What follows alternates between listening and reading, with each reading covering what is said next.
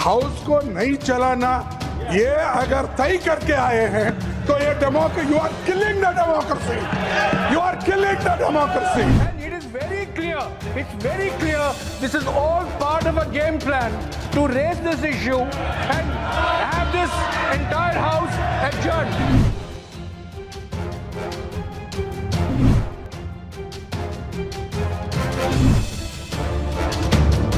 विपक्ष के 70 सांसदों ने हस्ताक्षर कर दिए हैं।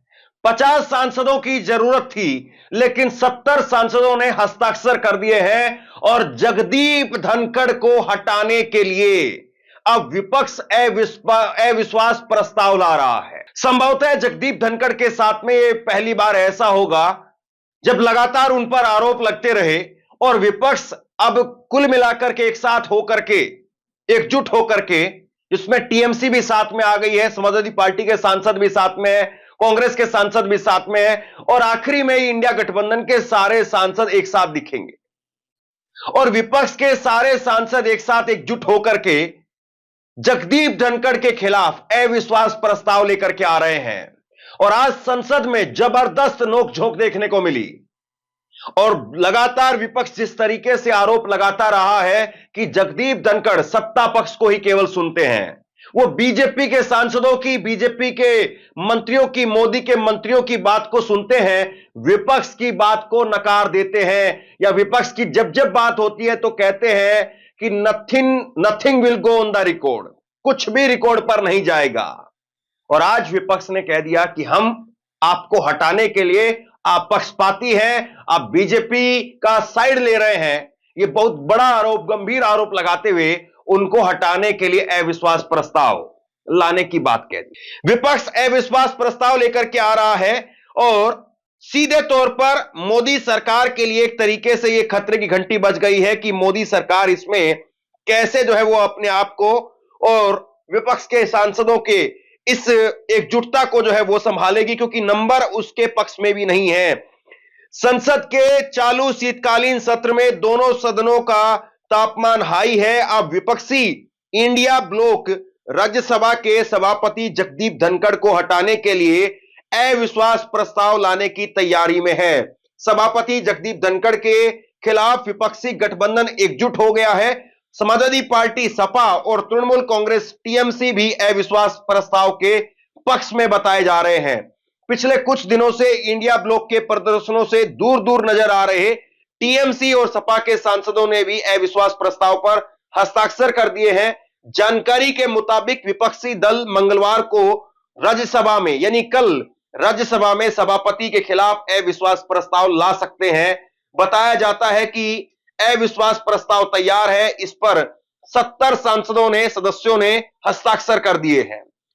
सोमवार को राज्यसभा में जॉर्ज सोरेस के मुद्दे पर हंगामे के दौरान सभापति जगदीप धनखड़ के रुख को देखते हुए कांग्रेस उनके खिलाफ अविश्वास प्रस्ताव लाने की तैयारी कर रही है। सोमवार को जॉर्ज सोरेस के मुद्दे से जिस तरह से राज्यसभा में हंगामा हुआ, उसे लेकर के कांग्रेस और अन्य विपक्षी दलों के सदस्य सभापति जगदीप धनखड़ से नाराज बताए जा रहे हैं।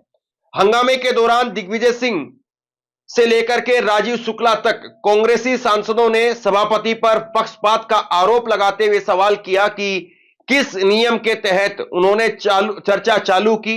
विपक्षी सांसदों ने इस बात पर आपत्ति जताई कि सभापति बीजेपी के सदस्यों का नाम लेकर के उन्हें बोलने के लिए कह रहे हैं। विपक्ष देखिए इस पूरे मुद्दे पर एकजुट है।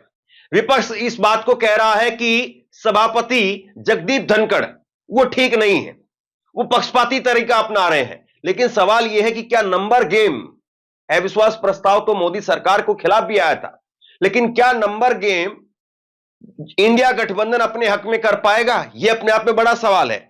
लेकिन प्रक्रिया क्या है, पहले वो आपको दिखा देता हूं। राज्यसभा के सभापति को हटाने के लिए प्रस्ताव 50 सदस्यों के हस्ताक्षर की जरूरत होती है। सभापति जगदीप धनखड़ के खिलाफ 70 सदस्यों ने हस्ताक्षर कर दिए हैं, मतलब 50 की जरूरत थी, 70 ने यहां पर साइन कर दिए हैं। विपक्ष की ओर से सभापति को हटाने के लिए प्रस्ताव लाए जाने की चर्चा संसद के पिछले मानसून सत्र के दौरान भी थी, लेकिन तब विपक्ष ने इसे ठंडे बस्ते में डाल दिया। राज्यसभा के सभापति को पद से हटाने के लिए कम से कम 50 सदस्यों के हस्ताक्षर के साथ में सचिवालय को भेजना होता है। कम से कम 14 दिन पहले दिए गए इस नोटिस के बाद में राज्यसभा में उपस्थित सदस्यों के बहुमत के आधार पर प्रस्ताव पारित होने के बाद इसे लोकसभा भेजना होता है। सभापति देश के उपराष्ट्रपति भी है, जो दूसरा सर्वोच्च संवैधानिक पद है। ऐसे में उनको पद से हटाने के लिए जरूरी है कि यह प्रस्ताव लोकसभा में भी पारित हो। बता दें कि शीतकालीन सत्र 20 दिसंबर तक ही चलना है। तो अब सवाल यह है कि विपक्ष इसमें केवल और केवल प्रेशर की पॉलिटिक्स कर रहा है कि कम से कम जगदीप धनखड़ पर एक प्रेशर बनाया जाए, ताकि जगदीप धनखड़ साहब वो थोड़ा विपक्ष को भी मौका दे। आज संसद के अंदर राज्यसभा में मल्लिकार्जुन खड़गे इतना गुस्से में आ गए कि उन्होंने यह कह दिया, you are killing the democracy. सुनिए जरा। मैं बहुत देर से अपना हाथ उठा के रखा था, लेकिन जब लीडर ऑफ द हाउस कुछ बात बोले तो उससे मेरी सहमति नहीं थी, इसीलिए मैंने उंगली उठा के आपका ध्यान आकर्षण करने की कोशिश की, लेकिन आपने मुझे मौका नहीं दिया। आप मंत्री को बुला लिए, तो ये अच्छा नहीं। आप तो कहते हैं मेरे पर आरोप लगाने की बजाय नहीं आरोप नहीं, इम्पार्शियलिटी बार बार कहते हो कि मैं मंत्री सर को हम फेवर पॉइंट करता आउट कर रहे हैं आपको, हाउस को फेवर करता हूं। आपका ध्यान खींचने के लिए मैंने हाथ उठाया। मैं कुछ गड़बड़ नहीं किया, मैं कुछ बोला नहीं, सिर्फ हाथ उठाया। आप मुद्दे पर आइए, मेरे को आरोपित क्यों? नहीं, मैं मुद्दे पे ही आता हूँ। आज का कोटा पूरा हो गया है, अगर आप नहीं अगर आपका ध्यान इधर आ गया तो मुद्दे पे आऊंगा मैं। अब आप मेरे तरफ देख रहे, जरूर मैं मुद्दे पे आऊंगा। बोलिए सर। जब हमारे नड्डा साहब जी जो नेता इस सदन के हैं, उन्होंने ये कहा, जब आपको चाहिए तब आप 0 आवर बोलते हैं, जब आपको नहीं चाहिए तो आप उसको नकारते हो। तो ये एक ही स्टैंड लेना चाहिए, या तो आप मानना चाहिए या नहीं तो जो कानून के तहत नहीं है, रूल्स के तहत, उसको नहीं मानना चाहिए। सर, आप जो सारी बातें बोलते हैं सरकार, उसको विपक्ष हर बात को आपके हाँ में हाँ मिलाना जरूरी है। अगर गलत है तो भी जरूरी है। यहाँ के लोग इस मंसूबे से आए हैं, मैं माफी चाहता हूं उनसे और आपसे भी, कि हाउस को नहीं चलाना ये अगर तय करके आए हैं तो ये democracy, you are killing the democracy, you are killing the democracy. Mallikarjun खड़गे के बाद में खड़े हुए कांग्रेस पार्टी के दूसरे सांसद जयराम रमेश, और जयराम रमेश ने भी कह दिया कि आप पार्टी मत बनिए, आप एक पक्ष की तरफ मत झुकिए, आपका काम है न्यूट्रल रहना। सुनिए जरा। Sir, this is most unfair. You have rejected the notice, all notices. You want the business of the house. He is raising an issue which you have rejected. And it is very clear, it's very clear, this is all part of a game plan to raise this issue and have this entire house adjourned. Sir, please don't be party to this. Sir, you are the chairman. Don't be party to this. Sir, don't be party to this. You are the chairman. You are the protector. Don't become party to this.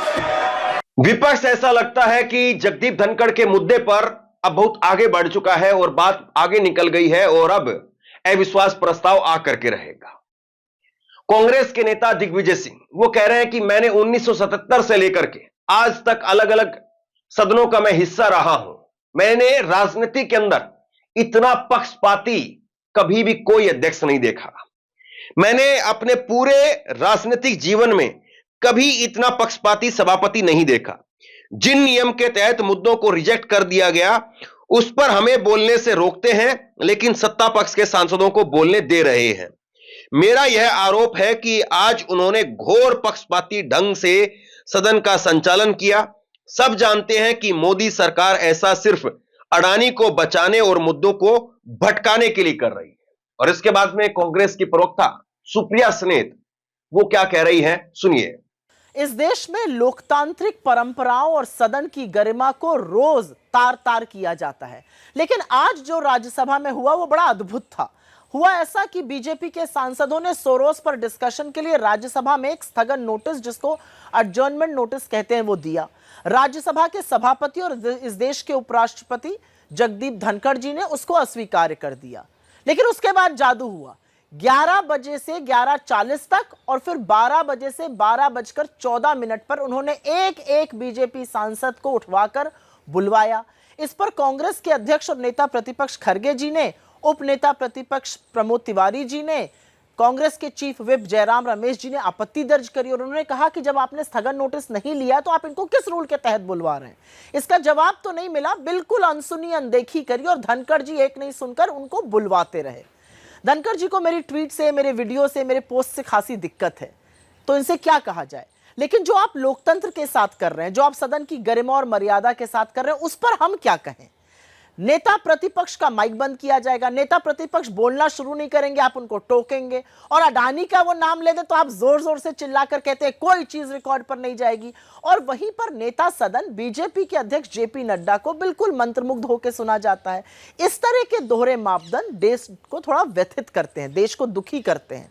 और इसीलिए किस rule के तहत आज आपने BJP को बोलने दिया और किस तरह से सदन की गरिमा को तार तार किया जा रहा है, इस पर सवाल तो उठेंगे, आपको अच्छा लगे या बुरा लगे। विपक्षी सांसद लगातार एकजुट हो रहे हैं और बताया जा रहा है कि कल तक ये आंकड़ा और बढ़ सकता है। यानी जो जरूरी आंकड़ा है प्रस्ताव लाने के लिए वो तो जुटा लिया गया है, लेकिन अब तैयारी हो रही है कुछ कॉन्क्रीट करके दिखाने की। नंबर गेम में इंडिया गठबंधन किस तरफ और कितना आगे बढ़ पाता है और बीजेपी ऐसे में फिर क्या करती है, नरेंद्र मोदी किस किस से सहयोग लेते हैं, यह भी देखना महत्वपूर्ण रहेगा।